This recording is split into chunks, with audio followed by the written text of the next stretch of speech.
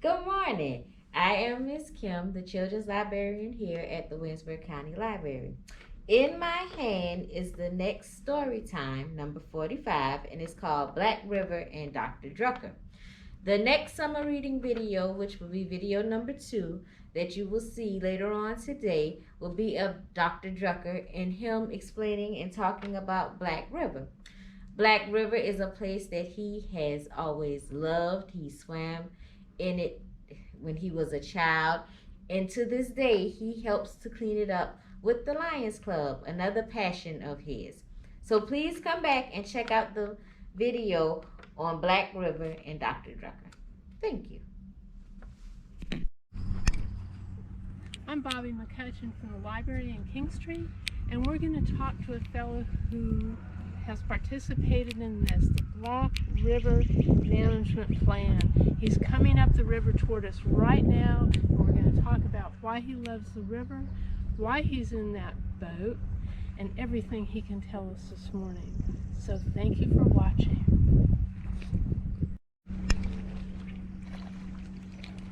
Good morning. Good morning, Lewis. How are y'all? We're good. How are you this morning? I'm fine. Welcome to Black River in Williamsburg County in Kingstree, South Carolina. It's beautiful, and the light is so pretty on it this morning. And we know it's called Black River, and it doesn't look white or clear. So we'll talk about that in a minute. Do you know that there are people who have asked about how Black River got its name? And I tell them, well, it wasn't because Mr. and Mrs. Black were the first people to find it. There you go. Maybe they haven't seen the water. It's the water. It's the water. Well, tell us now, you came up the river. The river's going that way. Yes. So you came against the current this way. And you're dressed up in some funny little yellow and black outfit. What is that? This is my life jacket. Why do you have that on? I always, from the time I was a child to now as an adult, anytime I'm on the water, you gotta have a life jacket. And it's, if for no other reason in the state of South Carolina, if you're a child, it's the law. You've got to have a life jacket on. So otherwise, everyone should have it. Why would an adult, if they know Well, how to swim? I can swim. I mean, when I was 11 years old, I swam a mile at Boy Scout camp. I could swim very well. But the problem is, when an accident happens, you don't have time to go looking for your life jacket if your boat suddenly rolls or you're under a log. Just the same way that you've got a safety belt on in your car. When you're having an accident on the highway, you don't have the opportunity to say, oh, I need to put my safety belt on. That's right. It's not going to happen. So tell me, what's this? And My why paddles. does it have two ends on it? It Well, has two paddles. This is a type of boat called a kayak. Yes. K-A-Y-A-K. Kayak. You notice how sleek it is? It cuts through the water so nicely. It's a little unstable. If you're not careful, you might roll over. But you also see this is a pretty long one, and it's got compartments on the front and the back where you can have dry areas where you can carry things if you want to go in the water. Let's say you want to take a meal with you. Well, you can put it in the little compartments, or sometimes you can put things up under here where my legs are. So there's a lot of different kinds of kayaks out What there. are those things, those bands? See? What's that Like for? maybe I want to put a little cooler right on top here, and it's easy to access. I've got little ropes where I can do it right there. It makes it pretty easy. But some people don't like kayaks like this. They want something bigger, something wider. Right. But tell me, before we leap to a different kind of boat, what's that thing on the back?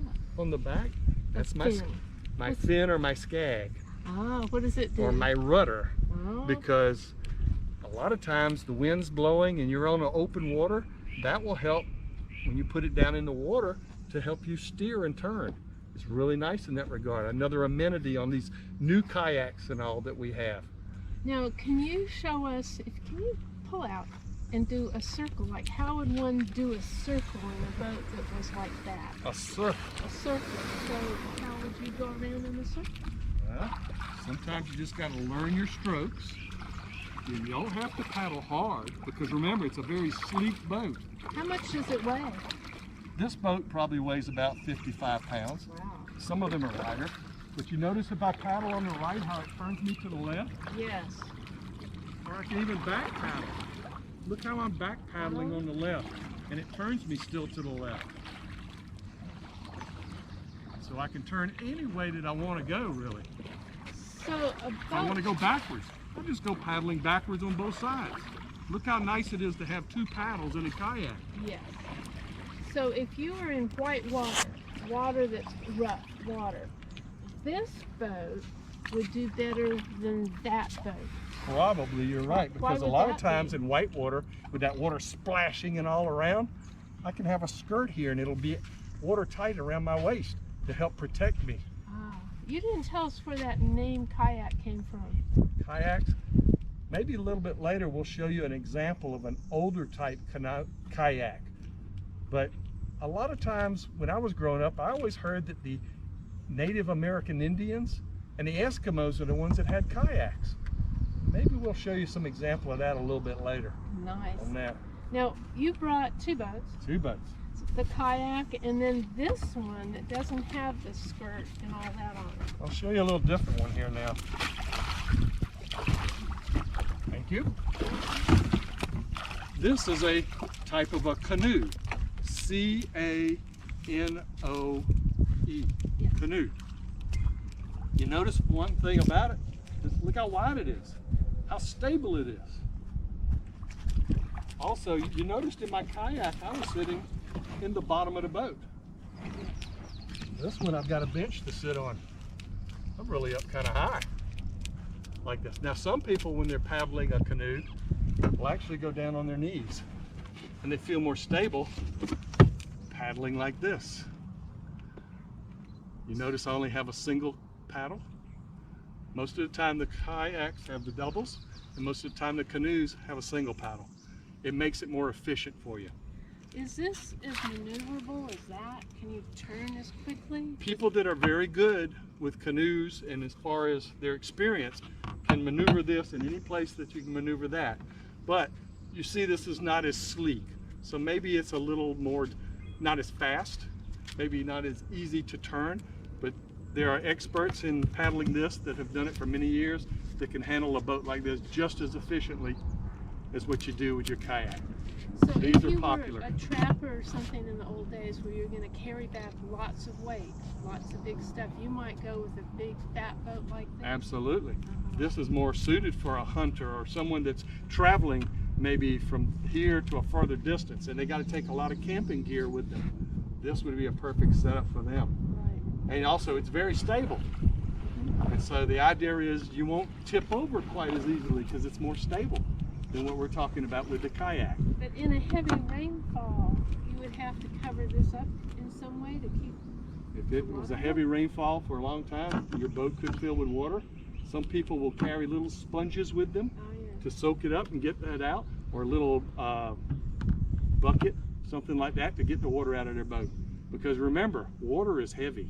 And if you have water in your boat, it's very difficult to paddle your boat. Very difficult. And in these, with no motor and no pole in the back, We are the motor. you can't run the water out. Like I you wanted can to in talk other about my life jacket a little bit Yes, more. it's very My life jacket, I talked about how it was very important to have it. And then even in South Carolina, it's the law for children to wear them. But you notice I've got a few things here. For example, one of the things that you have to have when you have a life jacket in a boat is a whistle. It's one of those safety features, because even though you have a great time paddling on beautiful rivers like Black River here in South Carolina, you still got to be safe. You got to do it the right way. You always have to tell somebody where you're going. You always have to know where you're going, be familiar with the areas as well. And you always got to plan for the emergencies that might come up. Who knows? You might get stranded and need a light. Did you bring a light with you on this trip? And like I said, did you tell someone where you were going? It's nice to have the backup plan in case something goes wrong. But we've got just the perfect river here. You notice there's no white water, there's no rapids. It's just beautiful, beautiful, clean Black River. A couple other things. You're wearing something on your hands that we usually don't wear. My gloves? Your gloves, what are Yeah. those for? Well, you know, think of what I'm doing here. All day I'm doing this, and I'm gripping here. and I'm holding this. Sometimes you can, if you go a long ways, you could get blisters. And so I wear these little paddling gloves to help me out in that regard. I also have these funny little shoes on Yes. right here, my little paddling shoes, because sometimes they help me when I'm in the water. And it's nice to have little things like that. So there's lots of little toys if you want to go paddling. But paddling, a lot of people learn how to paddle when they go to summer camps or some kind of youth camp. And they'll teach you all those perfect strokes that I was talking about, how I move the boat, left, right, front, or back. It's just a wonderful experience if you get to if you go to a camp, take advantage of it. Let them teach you how to paddle, because if you live around here, we've got lots of water. You need to learn how to swim, and you need to learn how to paddle your boat so that you can enjoy all the beauty that we have right here in South Carolina. One nice thing about these is you don't have a motor. You don't have gasoline. The engine doesn't have to work. You don't have to pay for gasoline. Right. You don't have to depend upon the motor to get you back. And it's I am the quiet. motor, It's and very it's very quiet. When you paddle up in the middle of nowhere on the river, you see so much wildlife that you wouldn't get to see if they heard a boat motor coming their way. It's really quiet, and you come right up on, whether it's the turtles or whether it's the birds or the deer. There's lots of things to see out there. Do you see alligators, alligator snapping turtles? We see very few alligators. They are out there, but we see very few of them. Most of the time, they're so scared of us that they're gone. As soon as they see us, they're gone. How We about hardly the ever. turtles, the big turtles? We see the turtles all the time. All the logs, they'll be everywhere. And then as soon as they see us, ploop, they're in the water. How about, Black River.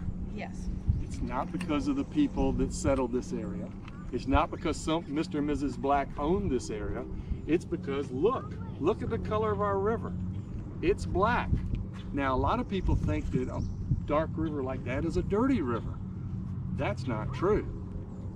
You see how you can look right here? You see how where it's shallow and you could see the bottom? It's clear. Now, I tell people a lot of times that looks like iced tea to me. So I'll show you an example of what I'm talking about. Earlier today, I took a tea bag, filled it up with water, and I let it sit in there. There's iced tea, just like your mama makes at home, right? There's tea, look at the color. Here's our river here. Let's fill it up.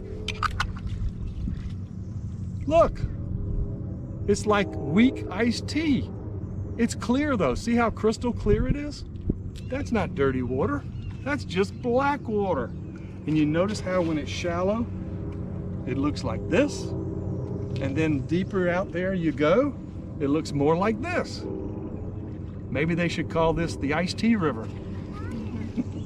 So why does it look darker out there? The reason it looks darker, of course, is because it's deeper. And as the sun hits the water, it gets filtered away and everything gets darker. And so you can always spot the darkest spots as the deepest spots on the river. And where you see it looks more brown, like the iced tea, that's the shallower spots. And sometimes when you're swimming, you look for those spots so that you don't get in over your head. Now, the dark water itself, because if you look at a lot of the trees along the river, there's a lot of hardwood trees. Some of them are cypress trees, some of them are tupelos, some of them are oaks.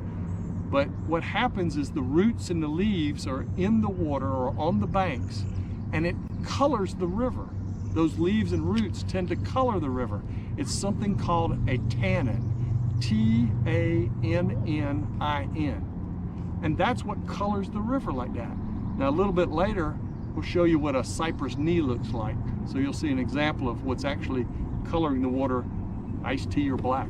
I talked earlier about the cypress and how it colors the water. And we also mentioned about cypress knees. You see these little guys right here? All along here, these are cypress knees. These are good examples of what we're talking about that come from this cypress tree here. And it's some type of root system. There's some question about what exactly the cypress knees do as far as stabilization or whether they're a source of nourishment for this big tree right here. And these trees can get to be very big and very old. They've actually got a few of them in North Carolina, on Black River in North Carolina, that are over 2,000 years old. So these stick around for a long time. This is all part of what we describe in our Black Scenic River Management Plan that you have at the library.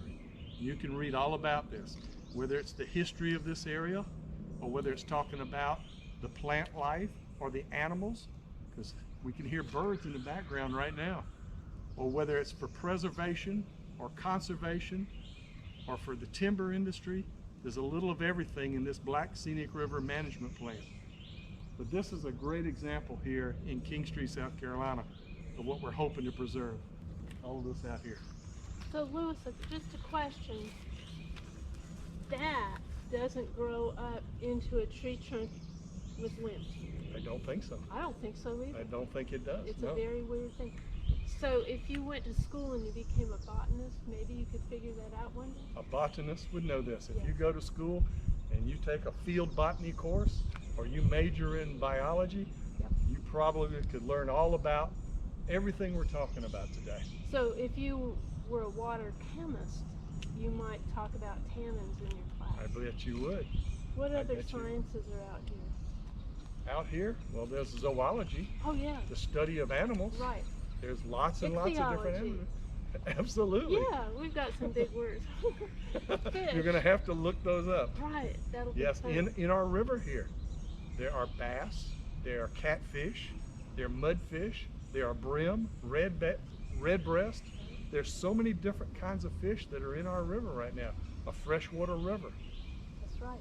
that Mother Nature's given to us. Now all we got to do is try to keep it the way it is, to preserve it. And enjoy it. Enjoy it and take care of it. And the reason you do this is because you enjoy it. Oh, absolutely. You love it.